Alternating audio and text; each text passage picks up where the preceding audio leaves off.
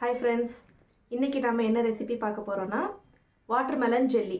Watermelon jelly வீட்டில் வந்து பசங்க வந்து வீட்லேயே ரெடிமேடாக செஞ்சு சாப்பிட்றது எப்படி அப்படிங்கிறத பார்க்க போகிறோம். வாங்க வீடியோக்குள்ளே போகலாம். அதோட இன்க்ரீடியன்ட் பார்த்திங்கன்னா வாட்டர்மெலன் எடுத்து வச்சுருக்கேன். இப்போ இதை வந்து கட் பண்ணி ஜூஸ் போடணும். அடுத்து சைனா கிராஸ் இல்லைன்னா அகர் அகர் இல்லைன்னா ஜெலட்டின். ஏன்னா இப்போ எடுத்து வச்சுருக்கிறது அகர் அகர் எடுத்து வச்சுருக்கேன்.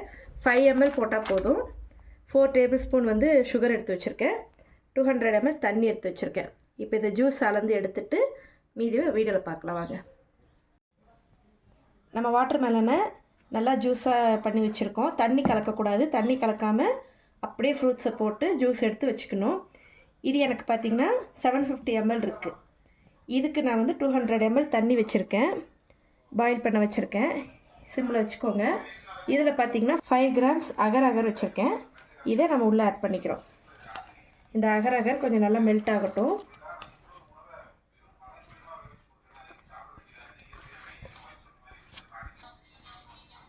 இந்த அகர் அகரை நல்லா மெல்ட் பண்ணுறதுக்கு உள்ளே இது பண்ணி வச்சுக்கோ, தண்ணியில் மூழ்கிற அளவுக்கு. இந்த அகர் அகர் வந்து கரையிறதுக்காக தான் இந்த 200 ml தண்ணி வச்சுருக்கேன். ரொம்ப தண்ணி வச்சிட்டிங்கன்னா ஜெல்லி வந்து ப்ராப்பராக வராது. ஜெலட்டின் பாருங்கள் அப்படியே கரைஞ்சி வருது. ஆனால் இன்னும் நல்லா கரையணும். அது வரைக்கும் வெயிட் பண்ணுவோம். பார்த்திங்களா, நல்லா கரைஞ்சி வந்திருக்கு, மெல்ட் ஆகிடுச்சு. இப்போ இந்த டைமில் பார்த்திங்கன்னா நம்ம ஸ்டவ் ஆஃப் பண்ணிடணும். ஸ்டவ் ஆஃப் பண்ணிவிட்டு ஒரு ரொம்ப ஆற விடக்கூடாது. ஒரு 2 நிமிஷம் ஆற விட்டு அதுக்கப்புறம் இதில் கலந்துக்கலாம். இப்போ இது ஆறுற 2 நிமிஷம் கேப்பில் பார்த்திங்கன்னா நம்ம 4 டேபிள் ஸ்பூன் சுகர் எடுத்து வச்சுருக்கோம். இதை இந்த வாட்டரில் இதில் கலந்து நல்லா மிக்ஸ் பண்ணி விட்டுடலாம். சரிங்களா? இப்போ இது நல்லா ஆறிடுச்சு. ஒரு 2 நிமிஷம் பாருங்கள். ரொம்ப ஆற விட்டோன்னா கட்டி சேர்ந்துடும். அதனால் அது வேண்டாம்.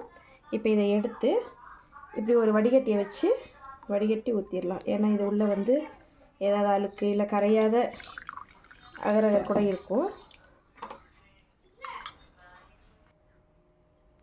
பாருங்கள் ஃப்ரெண்ட்ஸ், நம்ம இப்போ வந்து அகர் அகரை நல்லா கலந்து விட்டுட்டோம். சுகரு இதில் கலந்து விட்டுட்டோம்.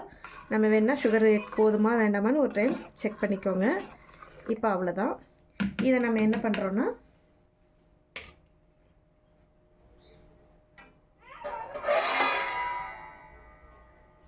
இப்படி ஒரு தட்டில் ஊற்றி ஃப்ரீசரில் வச்சிட வேண்டியது தான்.